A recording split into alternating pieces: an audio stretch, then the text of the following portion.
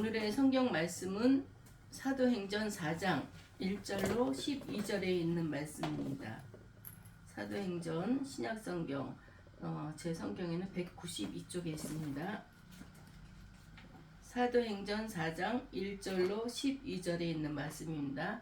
한 절 한 절 교독하기로 하겠습니다. 4장 1절로 12절. 사도들이 백성에게 말할 때 제사장들과 성전 맡은 자와 사두개인들이 이르러 예수 안에 죽은 자의 부활이 있다고 백성을 가리키고 전함을 싫어하며 그들을 잡음에 날이 이미 저물었으므로 이튿날까지 가두었으나 말씀을 들은 사람 중에 믿는 자가 많으니 남자의 수가 약 5천이나 되었더라. 이튿날 관리들과 장로들과 서기관들이 예루살렘에 모였는데 대제사장 안나스와 가야바와 요한과 알렉산더와 및 대제상의 문중이 다 참여하여 사도들을 가운데 세우고 묻되 너희가 무슨 권세와 누구의 이름으로 이 일을 행하였느냐. 이에 베드로가 성령이 충만하여 이르되 백성의 관리들과 장로들아, 만일 병자에게 행한 착한 일에 대하여 이 사람이 어떻게 구원을 받았느냐고 오늘 우리에게 질문한다면 너희와 모든 이스라엘 백성들은 알라. 너희가 십자가에 못 박고 하나님이 죽은 자 가운데서 살리신 나사렛 예수 그리스도의 이름으로 이 사람이 건강하게 되어 너희 앞에 섰느니라. 이 예수는 너희 건축자들이 버린 돌로서 집 모퉁이의 머릿돌이 되었느니라. 다른 이로서는 구원을 받을 수 없나니 천하 사람 중에 구원을 받을 만한 다른 이름을 우리에게 주신 일이 없음이라 하였더라. 아멘. 기도하겠습니다. 할렐루야. 살아계신 아버지 하나님, 주님의 은혜를 지니실로 감사합니다. 귀하고 귀한 날 주님의 날입니다. 우리 아버지 하나님, 주님 전에 나와서 예배드립니다. 이 예배를 주님이 받아주시기 원합니다. 건성으로 우리가 그냥 왔다 그냥 가는 심령들이 아니라 하나님 앞에 맡기고 하나님의 음성을 듣기에 애쓰고 힘쓰는 우리 모두가 될 수 있도록 주님 도와주시옵소서. 아멘. 오늘도 부족한 종 주님 세우셨습니다. 주님 성령의 역사하여 주셔서 오늘도 주님이 예배하고 준비한 말씀을 주님의 도구로 삼아서 전할 수 있도록 주님 도와주시옵소서. 아멘. 부족한 자 모든 것 주님께 맡깁니다. 이 한 시간도 주님이 주관해 주실 거 믿사옵고 사랑 많으신 예수님 이름으로 감사하며 기도드리옵나이다. 아멘. 아멘. 할렐루야. 오늘은 마음이 참 이렇게 조금 좀 착잡한 느낌이 들어요. 하나님께서는 주님의 아들을 보내주셔서 십자가에 달리게 해주셨고 우리 죄를 위해서 예수님의 죄를 위해서 간다. 우리 죄를 위해서 예수님께서는 한 방울 남김없이 피를 다 흘리셨어요. 이 주일인데 내가 바쁘다고 내 생활이 바쁘다고 그런 얘기할 때 참 안타까웠어요. 내가 이 정도밖에 자식의 교육을 믿음으로써 신앙을 키워주지 못했나. 내 자신이 회개가 됐고 내 자신이 부족함 때문에 내가 참 창피하다는 느낌이 들어요. 내 자신이 좀 그러니까 좀 마음이 답답해요. 안타깝고. 그렇지만 그렇다고 내가 여기서 처져 있다면은 좋아할 거는 마귀밖에 없어요. 하나님께서는 이런 상황에서도 기쁨을 가지고 몇백 명이 앉아 있는 자리라고 생각하고 예배를 드린다면 하나님이 그래 그거야 이렇게 생각하실 것 같아서 이 자리에 섰습니다. 저도 제가 부족한 거 알아요. 부족한 거 알지만 하나님 말씀에 순종하기 위해서 하나님께서도 훈련시키면서 또 하나님께서 개인적으로도 훈련시키고 예배를 통해서도 하나님은 그 시간마다 훈련시키는 걸 압니다. 아멘. 그래서 하나님 은혜 가운데 순종하는 마음으로 주님 앞에 감사함으로 이 자리에 섰습니다. 오늘도 성령이 주시는 은혜를 충분히 받고 돌아갈 수 있는 우리 모두가 되기를 주님의 이름으로 축원합니다. 아멘. 오늘 성경 말씀은 성령 충만한 베드로와 요한이 나면서부터 걷지 못한 그 사람을 치유하는 선한 일을 한 다음에 하나님을 믿는 유대인 종교 지도자들의 시기를 받았어요. 그래서 이들을 감옥에 가뒀습니다. 이 내용을 기록하고 있는 거예요. 그럼 베드로는 예수님의 수제자예요. 베드로가. 그는 주님의 큰 신임을 받아서 주님이 큰 이적을 보이실 때마다 같이 동행했던 그런 수제자입니다. 그런 만큼 그는 주님을 따르는 데 있어서 자신만만했고 그랬어요. 그렇지만 예수님이 잡혀갔을 때는 예수님을 3번이나 부인했었어요. 그다가 나중에 회개하고 또 주님이 주시는 힘으로 다시 복음을 전하며 남들은 또 십자가에 그냥 못 박혔는데 나는 그럴 수 없다. 예수님께서 십자가에 못 박히셨으니 나는 예수님보다 그렇게 할 수 없다. 거꾸로 십자가에 못 박혀서 죽었던 그런 베드로입니다. 이 베드로가 나는 근거는 내게 없지만 예수의 이름으로 일어나 걸어라 했을 때 주님의 능력이 이 안진뱅이한테 거해가지고 안진뱅이가 일어나 걷던 이 사건입니다. 그랬을 때 예수님을 믿는 유대 종교 지도자들 이자들은 이거를 시기질투해서 쟤는 뭐가 있어, 쟤는 이거 뭐가 잘못돼서 하고 시기하고 질투해서 요한과 베드로와 요한을 감옥에 가뒀어요. 우리가 생각해야 볼 부분이 있습니다. 내가 복음을 열심히 전하고 하나님의 뜻대로 살면 복 받을 거야. 형통할 거야. 이렇게 우리는 믿습니다. 틀린 말은 아니에요. 내가 예수님의 뜻대로 살아가는데 내가 거기서 예수님이 나를 모른다 할 일 없고 내 영이 변화될 때 하나님께서 나에게도 형통한 길을 열어주신다는 것은 알 수 있습니다. 그런데 그렇게 한다고 누구나가 다 이게 복이 다 오는 것은 아니죠. 그렇다면 그것은 뭔가 잘못된 것일 수도 있습니다. 왜냐하면 세상은 복음을 대적하기 마련이에요. 세상의 권세를 잡은 자들이 사탄 마귀라고 그랬잖아요. 근데 우리가 복음을 전하는 것을 싫어하는 것은 마귀거든요. 그러니까 항상 마귀는 우리를 가로막고 방해하고 있습니다. 그래서 가로막고 방해하는 세력을 없애기 위해서는 날마다 우리는 기도를 해야 돼요. 기도할 때마다 사단의 권세, 어둠의 권세, 예수의 이름으로 떠나갈지어다. 가로막고 방해하는 세력, 내가 예수의 이름으로 널 저주하니 떠나갈지어다. 다시는 접근하지 못할지어다. 우리는 그 기도를 항상 필수로 해야 된다는 것을 알아야 되겠습니다. 우리가 복음을 전하면 마귀는 자기들의 죄가 드러나기 때문에 이 마귀는 이 복음에 방해를 하고 있는 것입니다. 예수님은 우리 성도들을 세상의 빛이라고 말씀하셨습니다. 반딧불처럼 자기 혼자만 빛나는 빛이 아닙니다. 어두운 세상을 밝히는 빛이라고 했습니다. 빛이 비치면 어둠은 사라질 수밖에 없습니다. 우리 성도들이 세상의 빛으로서의 삶을 살아가야 되면 세상의 모든 불의한 죄가 드러나게 됩니다. 빛이 비치면 어둠은 물러간다고 그랬어요. 드러나잖아 자기 정체가. 그러면 물러가게 돼 있는 것입니다. 그래서 세상 사람들에게 미움받고 모함당하고 박해당하고 이렇게 되는 거예요. 저 빛이 비치면 내 정체가 드러나는데 그러니까 이 어둠의 세력들이 더 방해를 하고 더 가로막고 그렇게 되는 것입니다. 만일 성도들이 세상에 불의를 묵인한다면 그들 앞에서 축복과 천국만 외치면 그들이 무엇 때문에 성도들을 박해하겠습니까? 그들한테 예수 믿으세요. 예수 믿으면 복 받아요. 예수 믿으면 우리가 천국 가요. 이것만을 외치라는 거 아니에요. 우리는 죄 때문에 천국을 갈 수 없기 때문에 예수 믿으세요. 예수 믿고 우리는 죄사함을 받아야 됩니다. 그래야만이 우리가 천국 갑니다. 분명히 그거를 알려줘야 돼요. 어느 날 수원역에 내려서 버스를 기다리는데 어떤 여자분이 마이크를 잡고 복음을 전해요. 그래서 가만히 들었어요.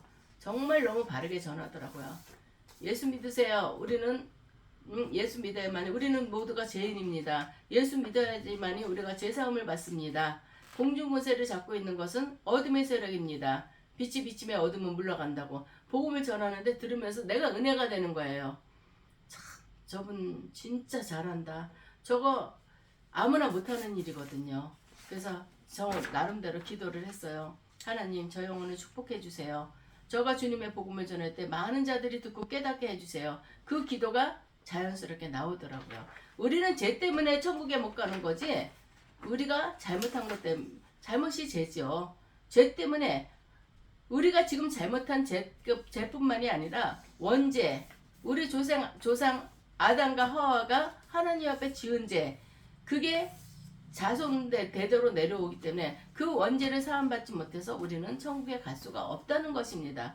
우리는 예수를 믿는다는 것은 우리가 잘 먹고 잘 살고 예수 믿으면 우리가 모든 일이 형통해져. 우리가 예수를 믿으면 모든 것들이 우리가 어려움 당하지 않고 우리가 잘 살 수 있어. 복을 받아. 이거는 아닙니다. 일단은 죄 문제가 드러나야 되는 것입니다.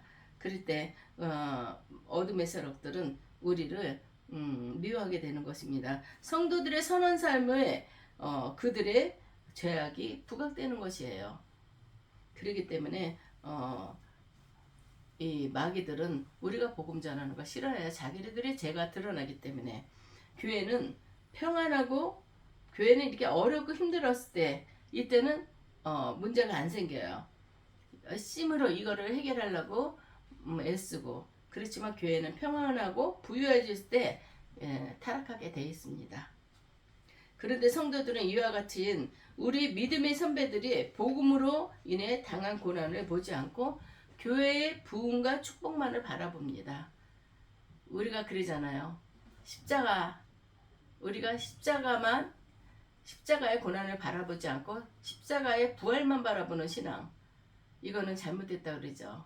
이 부활 전에는 고통 다음에 부활이 있는 거지, 고통이 없이 부활이 있는 건 아닙니다. 그렇지만 요즘 사람들은 이 고통에는 참여하지 않으려고 그래요. 부활에만 참여하려고 그러고.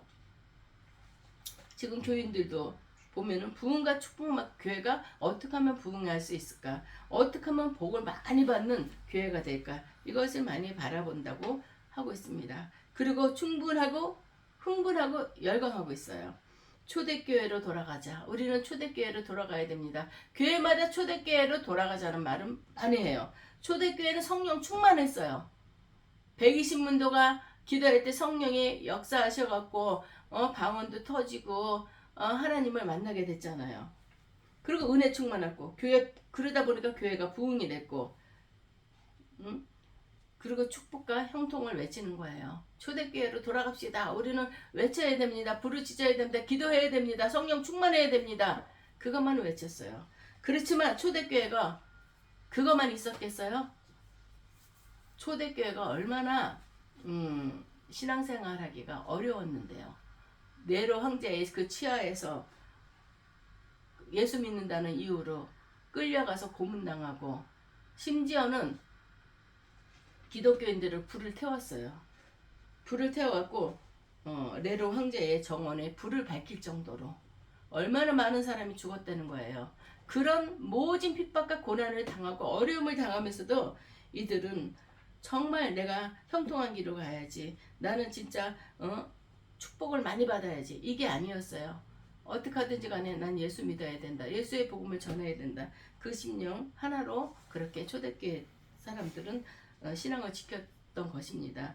로마의 심한 박해 속에서 예배를 드리기 위해서 하도 박해를 하고 죽이고 이러니까 이들이 카타콤으로 들어갔던 거 알죠? 카타콤이 어떤 거는 그 지하 묘지예요. 글로 그 굴을 파는데 우리나라 같이 땅을 파갖고 장례를 치르는 게 아니라 거기서는 돌을 해갖고 굴을 파갖고 굴에다 넣잖아요. 한 사람이 간신히 들어갈 정도의 그런 굴입니다. 그걸 파갖고 카타콤으로 들어갔어요. 들어가서 더 깊이 들어가서 그곳에서 예배를 드리며 기독교인들이 거기서 신앙생활을 한 거예요. 처음부터 캄캄한 곳이기 때문에 눈이 자동적으로 실명이 되는 거죠. 불을 켤 수도 없는 상황이고, 그래서 그곳에서 임신된 사람들은 아기를 낳으면 아기가 자동적으로 맹인이 되는 그런 아픈 이야기들도 있습니다. 이런 순교의 각오로 그들은 초대교회 사람들은 신앙을 지켰습니다. 그런데 알지 못하고 우리 초대교회로 돌아갑시다. 초대교회로 돌아갑시다. 그래야 복 받는다고. 왜 십자가의 고난은 생각하지 않고 십자가의 부활만을 생각하고 부활만 전하는지 지금 이게 안타깝다는 그런 얘기입니다. 우리는 고난도 같이 받아야 되는 거예요.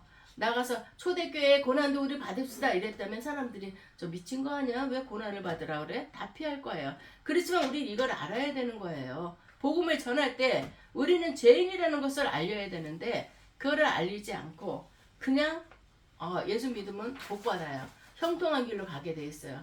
이것만 전하면 안 된다는 것을 얘기하고 있습니다. 이것은 우리가 알게 모르게 우상 숭배하던 걸 상대만 예수로 바뀌었던 거예요.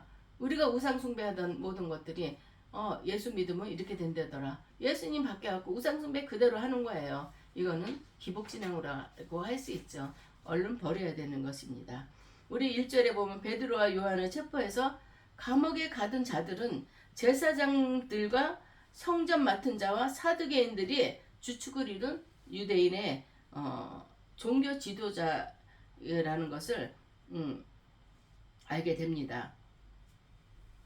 그 사람들을 사내들인이라 그러죠. 이 같은 사도들을 옥에 가둔 것은 2절에 기록된 것처럼 자기들이 십자가에 못 박힌 죽인 예수의 부활을 전파하는 것이 못마땅했기 때문입니다.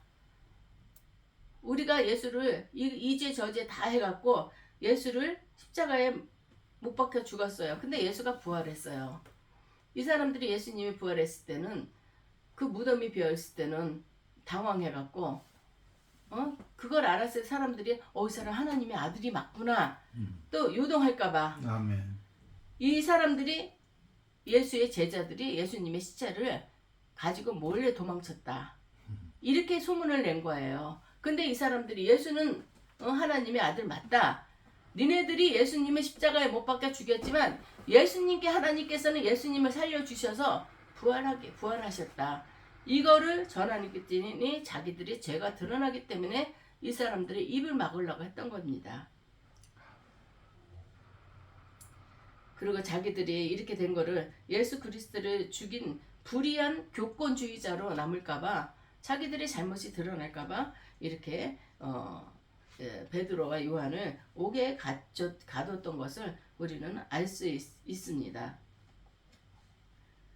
그러나 이러한 박해 가운데서도 말씀을 들은 사람들 중에는 믿는 자가 많다 그랬어요.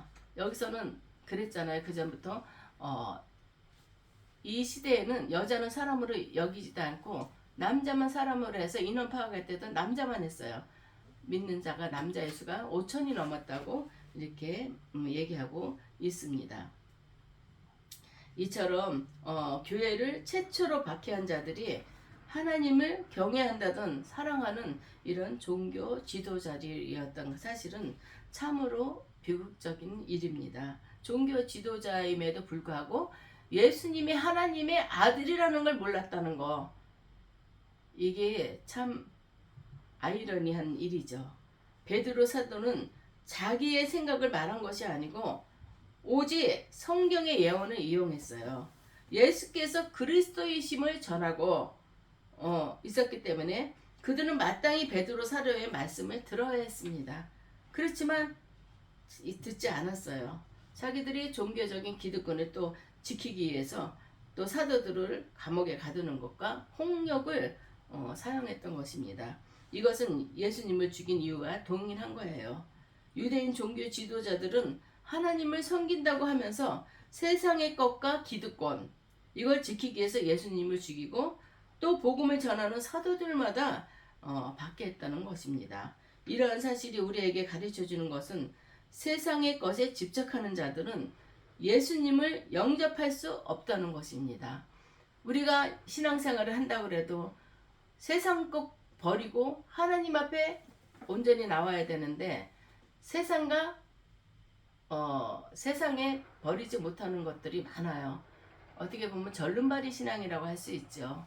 세상에도 한 발 걸쳐 있고 또 하나님 앞에도 한 발 걸쳐 있고 세상을 완전히 포기하는 것보다도 하나님 앞에 합당하지 못하는 건 끊어버리고 주일은 우리가 주일 성수해야 된다는 것을 우리 마음속에, 이거는 누가 시켜서 간다? 우리가 자동적으로 이날 주일이야? 이날 교회 가야지. 내가 교회 가서는 어떤 마음으로 가야지 되는 거고, 이 교회 가서 오늘은 더 은혜를 받아야지. 이런 마음으로 우리가 주일을 또 준비를 해야 되는 것인데 그러지 못한다는 것입니다. 세상과 타협하기 때문에 주일날 교회를 가야 됐는데 무슨 일이 생겼어. 누구네 결혼식이야. 그래 이번 주 한 번만은 그래 결혼식에 가지. 근데 그 한 번이 너무너무 중요한 겁니다. 한 번으로 인해서 우리 영혼이 피폐해지고 한 번으로 인해서 우리 영혼이 하나님을 배신하게 되는 결과를 초래하게 됩니다. 세상의 것에 집착하는 사람들은 상대방의 허점을 보이면 언제든지 바로 공격을 해요. 자신의 이익을 위해서라면 상대방을 욕하고 또 남들이 보지 않는 곳에서는 편법과 불법을 서슴없이 행하고 있습니다. 그러니까 세상 사람들이 저분은 어디 교회 장로님이야. 옛날에 장로님이라면 얼마나 거룩했어요. 근데 이제는 목사님이나 장로님이나 너무 세상과 타협하는 사람들이 많으니까 그래 직업으로 정도밖에 생각을 안 하는 일들이 많이 있습니다. 이럴 때 참 안타깝죠. 하나님의 것을 사모하는 사람들은 상대방의 허점을 보이면 오히려 돕고 희생하고 양보하려고 하죠.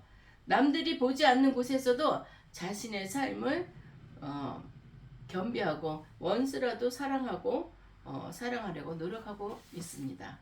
이처럼 세상의 것과 하늘의 것과 서로 정반대의 성격을 가지고 있습니다. 세상의 것은 하늘의 것과 반대예요. 그래서 세상의 것을 손에서 놓지 않는 한 하늘의 것을 붙잡을 수 없다는 거예요. 두 개를 다질 수는 없어요. 세상과 타협하게 되는 것이요. 세상을 사랑하면 반드시 하늘의 것인 복음을 배척하게 되는 것입니다. 더욱이 오늘 본문의 종교 지도자들이 그랬듯이 사람들이 너무나도 쉽게 잊어버리는 것 중에 하나는 세상에 속한 것들은 다 허무하다는 사실입니다. 이 세상에 속한 것들을 마치 영원한 것처럼 착각하고 있어요. 하지만 우리가 아는 대로 세상은 영원한 것이 없어요. 얼마 전에도 매스컴에 나왔는데 김수미 씨가 갑자기 당뇨 고혈당으로 의식을 잃어갖고 하나님의 부르심을 받았다고. 너무너무 허망하더라고요. 허탈해요. 이게 뭔가. 이게 우리의 삶이에요. 지금 이렇게 설교하다가도 너 지금 나한테 와. 그럼 가는 거예요. 이게 우리의 삶인데 우리는 천년만년 살 것처럼 이 세상에서 우리가 모든 걸 다 누리고 정말 지금 내가 난 너무 편해. 나 여기서 천년만년 살 거야. 이런 마음으로 세상을 산다는 것입니다. 우리는 언제든지 부르면 가야 될 사람들이에요. 우리가 여행 가면은 여행에 필요한 옷이나 여러 가지 조금 준비하잖아요. 그렇지만 그거는 다 펼쳐지지 않아요. 싸갖고 갈 거를 생각하거든요. 우리는 어디로 가요? 여행 갔다 집으로 오는 게 목적이잖아요. 구경하고. 우리 이 세상도 우리가 하나님이 정해준 시간까지만 살고 주님이 부르시면 우리 그냥 가야 되는 우리 몸들입니다. 근데 그거를 생각을 못하는 거예요. 여기서 천년만년 살 것처럼 우리는 그렇게 행동을 하고 있습니다. 우리는 기름을 준비하는 5 처녀와 같이 지혜로운 처녀가 돼야지 돼요. 근데 우리는 지금 생각할 때 내년에는 어떤 계획을 세워놓고 10년 뒤에는 어떻게 되고 내가 몇 살까지 살지 모르지만 계획을 계속 세워내요. 계획 없이 사는 것보다는 계획을 세우는 거 좋지만 하나님의 자녀로서 하나님 앞에 합당하게 하면서 그런 계획을 세워야지 하나님과 상관없이 세상에 속한 것들만 계획을 세우고 산다는 것은 우리가 좀 어리석은 일이라고 생각을 합니다. 누구나 다 우리는 하나님 부르시면 가야 됩니다. 죽음을 맞이하지 않을 사람은 하나도 없다는 것입니다. 그러면 우리가 마음속 깊은 곳에 하나님이 부르면 언제나 또 가야 된다는 그런 마음을 가지고 세상에 속한 것만 우리가 고집하는 게 아니라 하늘에 속한 것을 구하고 하나님 앞에 더욱더 가까이 가야 된다는 것을 말씀하고 있습니다. 아멘. 5장 6절 5절 6절에 보면은 베드로와 요한을 재판하기 위해서 사내들인 공회가 소집된 사실을 기록하고 있습니다. 사내들인이라는 것은 사두개파 출신의 대제사장들과 바리새파 출신의 서기관들, 그리고 일반 백성의 대표인 장로줄 71명이 구성된 유대인의 최고 의결 통치기관이라고 합니다.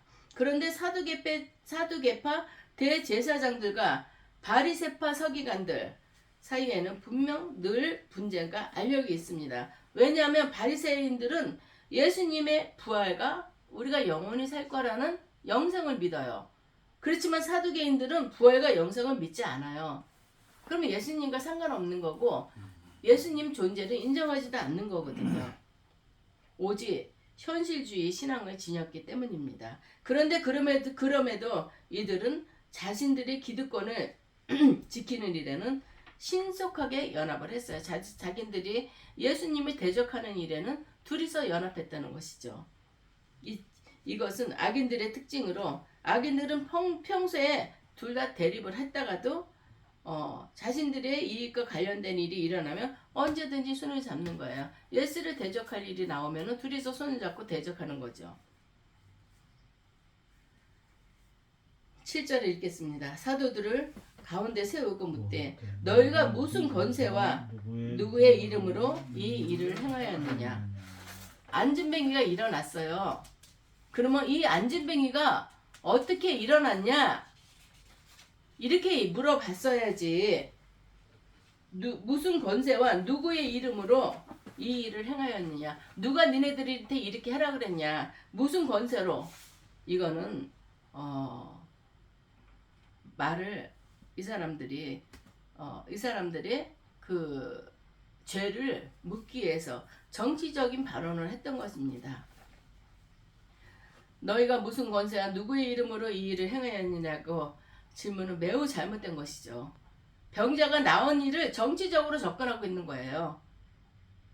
그들은 사람이 살든 죽든 그런 건 관심이 없어요. 권세에만 관심을 두고 있습니다. 그래서 이 질문은 타락한 그들의 실체를 그대로 드러내는 질문이라고 할 수 있습니다. 그들은 이 병자가 어떻게 해서 나음을 입었는지 질문해야 하는 것입니다. 그래서 성령 충만한 베드로가 9절에서 그들의 질문을 바꾸죠. 만일 병자에게 행한 착한 일에 대해서 이 사람이 어떻게 구원을 받았느냐고 오늘 우리에게 질문한다면 베드로가 이렇게 얘기를 하고 있어요. 너희들은 이렇게 물어보면 안 되는 거다. 응? 만일 병자에게 착한 일에 대해서 네가 묻고 싶거든. 이 사람이 어떻게 구원을 받았느냐 이렇게 물어야 되는 거 아니냐. 이것은 본질적인 질문이에요. 베드로와 요한이 치유한 사람이 태어날 때부터 걷지 못한 장애인이었어요. 그거는 성전에 드나드는 사람은 다 알 거예요. 몇십 년 동안 성전 미문에서 국어를 했기 때문에 모든 사람들이 다 이거는 아는 일인데 종교 지도자들이 이거를 베드로한테 물어보고 있다는 것은 잘못된 것이요.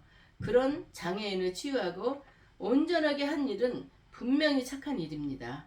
그리고 구원을 베푼 선한 일이에요. 그래서 베드로는 이러한 선행을 베푼 자기들을 체포한 것은 잘못된 일이라는 사실을 항변하고 있습니다. 유대 종교 지도자들 질문에는 두 가지의 교묘한 함정이 숨겨져 있는 거예요. 누가 시켰냐? 누구의 이름으로 했냐? 이제 건수를 잡는 거죠. 이 사람들을 벌을 내릴 거를. 무슨 권세로 이 일을 행하였느냐라는 질문에는 베드로와 요한은 이단이나 신성 모독으로 정죄하려는 그런 함정이 숨겨져 있는 것입니다. 그들은 예수님의 기적도 귀신이 일으킨 것으로 정죄한 그런 자들입니다. 예수님이 기적이 일어났는데도 저거 귀신이 한 거야. 예수님을 완전히 대적하기 위해서. 그러니 예수님의 제자인 베드로와 요한 정도는 당장 이단으로 처형할 수 있다는 것입니다. 또 누구의 이름으로 이 일을 행하였느냐라는 질문도 사도들이 만일 예수님의 이름으로 행했다 답변하면 예수님을 이단으로 또 처형했듯이 그들도 이단으로 정죄하려는 함정에 숨어 있는 것입니다. 그러니까 무조건 베드로와 요한 이단으로 해서 만인들한테 예수님의 부활 사건을 자기들이 예수님 죽인 것이 합법하다는 것을 알리기 위해서 이렇게 또 죄에 죄를 더하는 그런 행동이기도 합니다. 그래서 성령 충만한 베드로는 그들의 의도를 깨달았죠.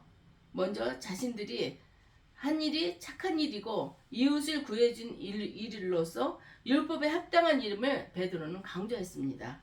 그리고 이러한 베드로의 답변은 아주 지혜로운 것입니다. 성령 충만하면 이렇게 지혜로울 수가 있는 거예요. 베드로가 정말 고기만 잡던 우리가 쉽게 얘기하기에 무식한 사람이라 그랬잖아요. 그렇지만 이 유대 지도자들을 깜짝 놀라게 했던 그런 베드로입니다. 그 베드로는 학식은 없었어도 성령이 주시는 그 능력을 이렇게 행했던 것입니다. 착하고 선하고 의로운 일을 정죄할 법은 세상에 없습니다. 나는 이 사람에게 착하고 의로운 선한 일을 했습니다. 근데 이거를 무슨 법으로 나를 정죄할 수 있습니까? 이 세상 어떤 불의한 정권이라도 선행을 한 자를 함부로 죄인으로 정죄하진 않습니다. 나면서부터 안전뱅이 된 자를 예수의 이름으로 일어나라 했을 때 일어난 거, 이 사람이 고쳐진 게 이건 선한 일입니다. 어떤 법이라도 이 선한 일을 정죄할 법은 세상에 아무것도 없다는 것을 그들한테 얘기를 했습니다. 그러므로 만일 베드로와 요한 사도처럼 악한 자들로 인해 법정에 서거나 혹은 그들 앞에서 복음을 전해야 할 상황에 마주치게 되면 성령 충만하여서 지혜롭게 답변할 수 있도록 평소에 우리가 주위 사람들에게 선을 행한다는 것, 그리고 담대한 신앙을 위해서 늘 기도로 무장해야 된다는 것을 알아야 되겠습니다. 아멘. 그런데 혹 나는 잘할 수 있을 것 같아서 염려되십니까? 잘할 수 없을 것 같아서 염려하지 말라고 성경은 말씀하고 있습니다. 사람이 너희를 회당이나 위정자나 권세 있는 자 앞에 끌고 가거든 어떻게 무엇으로 대답을 할고 염려하지 말라. 마땅히 할 말을 성령이 그 때에 너희에게 가르치시리니 이렇게 말씀하고 있습니다. 너희는 어디를 끌려가든지 간에 너희가 항변해야 될 말을 걱정하지 말아라. 내가 가르쳐 주겠다. 성령이 역사해 주신다고 이런 말씀을 하는 것입니다. 베드로는 예수님의 이 약속의 말씀대로 성령의 도우심을 받아서 지혜롭게 답변했다는 것입니다. 아멘. 그러기 위해서는 그냥 기도도 안 하는 사람 성령 충만하겠어요? 성령 충만으로 내가 채워져야만이 성령이 역사하는 것입니다. 그리고 이렇게 자신들이 한 일은 선한 일이고 또 무죄한 이름을 말했습니다. 그래서 10절에 베드로는 담대하게 그들에게 복음을 전했습니다. 너희와 모든 이스라엘 백성들은 알라. 너희가 십자가에 못 박고 하나님이 죽은 자 가운데서 살리신 나사렛 예수 그리스도의 이름으로 이 사람이 건강하게 되어 너희 앞에 섰느니라. 이 사람이 쓴 것을 얘기를 하면서 그들의 죄까지 꼬집었어요. 너희가 모든 이스라엘 백성들은 너희가 십자가에 못 박고 예수님을 너희가 십자가에 못 박게 죽였다. 그들의 죄를 찝었잖아요. 그리고 하나님이 죽은 자 가운데서 살리신 나사렛 예수 그리스도의 이름으로 이 사람이 건강하게 되어 너희 앞에 섰느니라. 베드로는 자신이 예수 그리스도의 이름으로 이 일을 행했다고 담대히 얘기했습니다. 그리고 베드로는 자신이 이렇게 말하면 그들이 자신을 예수님과 같은 이단으로 몰아 죽이려고 한 것을 잘 알고 있었어요. 그런데 그럼에도 그럼 조금도 망설임이 없이 예수의 이름으로 이 일을 행했다고 답변을 했습니다. 그뿐 아닙니다. 너희가 십자가에 못 박아 죽인 예수님을 하나님께서 살리셨다. 예수님이 무슨 죄가 있어서 너희들이 죽였냐? 너희들은 예수님을 이단으로 몰아붙이고 신성모독으로 몰아붙여서 너희들은 예수님이 십자가에 못 박혀 죽였다. 죄 없는 사람은 너희들이 죽였다. 너희들이 죄가 얼마나 큰지 아냐를 지적해주는 말씀이기도 합니다. 우리는 대적자들 앞에서 담대하게 예수님의 이름을 증거해야 할 수 있어야 합니다. 아멘. 그러나 한 가지 중요한 것은 베드로와 요한처럼 평소에 이웃에게 은혜를 베푸고 착한 일을 하는 그런 것이 큰 무기가 된다는 것입니다. 아멘. 어느 집을 보면은 교회에서는 뭐 훌륭한 일을 하고 뭐 선한 일을 많이 한다 하지만은 이웃에서 덕이 못 되는 사람들이 많아요. 행하는 것도 그렇고 그럴 때 보면 참 안타까워요. 심지어는 경비들한테 저 사람이 목사래. 그 소리 들었을 때 정말 마음이 아팠어요. 왜 그럴까? 조금만 조심하면 되는데 왜 행동을 제대로 못해서 사람들한테 이웃한테 저런 말을 듣고 살까? 이런 생각을 할 때마다 참 안타까워요. 그래서 우리 믿는 사람들은 내가 좀 손해 보더라도 이웃에게 선한 이미지를 선한 영향력을 줄 수 있는 그런 사람들이 되어야 된다는 말씀하고 있습니다. 마지막 12절에는 다른 이로서는 구원을 받을 수 없나니 천하 사람 중에 구원을 받을 만한 이름은 우리에게 주신 일이 없음이라 하였더라. 아멘. 다른 이름으로는 구원을 받을 수 없다 그랬어요. 천하 사람 중에 구원을 받을 만한 다른 이름을 우리에게 주시는 건 없다. 예수 그리스도 외에는 다른 이름으로 구원을 받을 수 없다는 이 말씀은 짧지만 무서운 말씀입니다. 예수 외에는 우리를 구원해 줄 그런 신앙은 아무것도 없다. 그런 이름 아무것도 없다. 선행으로 구원받을 수 있고 우리가 보면은 카톨릭은 선행으로 구원을 받는다고 해요. 그래서 그 사람들은 고행을 자처하고 봉사활동을 많이 하잖아요. 카톨릭처럼 봉사 많이 하는 그런 데는 거기가 제일 많이 한다고 그러더라고요. 근데 예수 그리스도의 이름으로 우리가 구원을 받지 우리가 행함으로 우리가 봉사하고 행함으로 구원받는다는 것은 잘못된 것이죠. 우리가 얼마나 무슨 일을 행하여만이 구원을 받을 만한 그렇게 상급을 싸겠어요.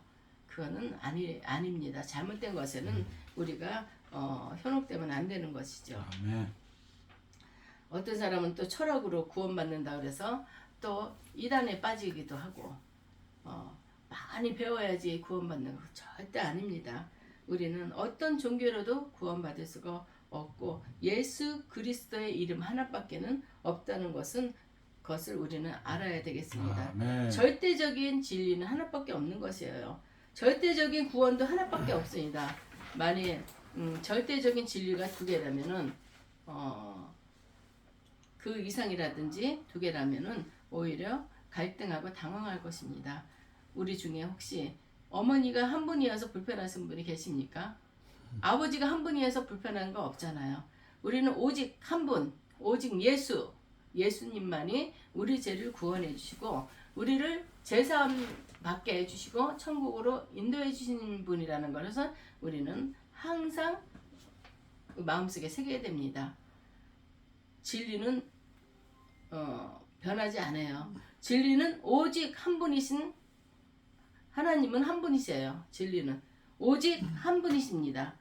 그 하나님께서 예수님을 이 땅에 보내주셨고 우리의 모든 죄를 지시고 십자가에 못 박힌 예수님을 하나님께서는 살려주셨습니다. 그를 통해 모든 사망의 권세를 이겼다 그랬잖아요. 부활되면은 예수님께서는 사망 권세를 이기시고 부활하셨다고. 세상은 예수님을 죽이려 했지만 예수님께서는 사망 권세를 깨뜨리셨다고 그랬어요. 우리도 영원히 죽을 수밖에 없는 죄인이에요. 우리 죽음이라는 게 육신의 멸망만이 죽음이 아니라 영원히 죽는 거. 이게 진짜 무서운 것이죠. 육신은 지금은 100세 시대라고 하지만 강건하면 7, 80년이라고 성경에는 말씀하고 있습니다. 근데 의학이 발달됨으로써 그렇지만 100세까지 사는 사람, 건강하게 사는 사람이 얼마나 있을까 싶습니다.